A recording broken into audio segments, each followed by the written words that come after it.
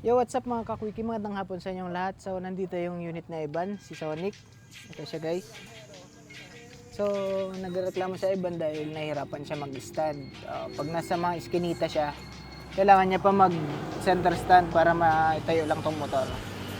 So, hindi pa naman namin nabenta yung ano niya, itong original na footrest. Ito siya. So, gagawin namin ngayon is kakatingin namin to. Ayan, dito, tapos dito. Para maibalik namin.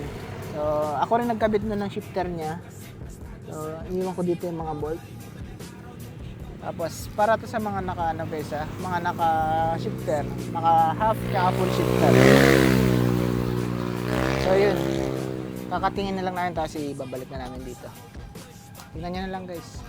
Bali yung cutting guys is dito. Sasagad natin dito. Ito yung sa right side. Sasagad natin dito sa may kanto na to. Tapos itong sa left side. Dito, itong mismong itong mismong footrest. Para maiwan tong may stand niya. At ayan na, tinitira na ni Ivan. Tingnan natin kung madali niya mapuputol. Wala kasi kaming grinder.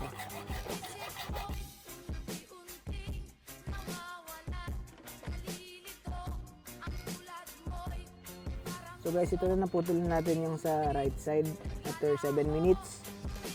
Napakatagal dahil lang, ito lang gamit namin. So next na tayo dito sa kabila.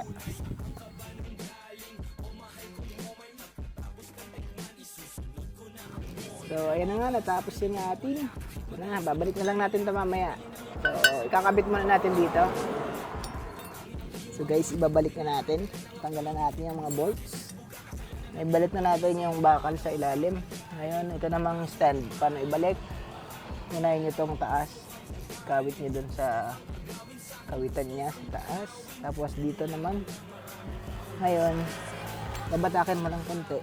So, kailangan mo lang kasama para ishoot nyo yung bushing. Shoot lang. Ayan. Shoot mo, idol. Shoot lang ba? Ayan. Yun.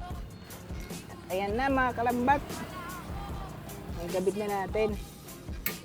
Ayan mga guys. Nabalik na lang natin yung bolts and nuts. So, meron na siya ulit stand. Ayan na. Okay na yung stand. Lagyan na lang natin ng langis para lumulas. Para pumitik. Ayan.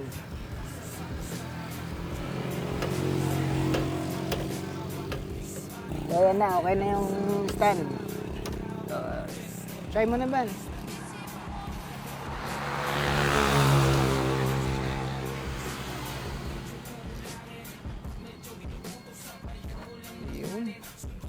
So, balik na sa dati, parang stuck pa rin kahit naka-shifter.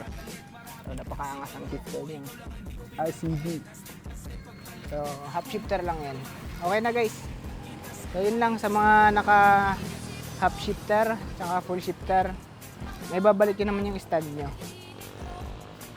Tapos, kung gusto nyo hindi sirain yung stock, may nabibili naman sa Shopee. Yan na lang yung lagariin nyo. So, yun lang guys. Ingat kayo, ride safe lagi.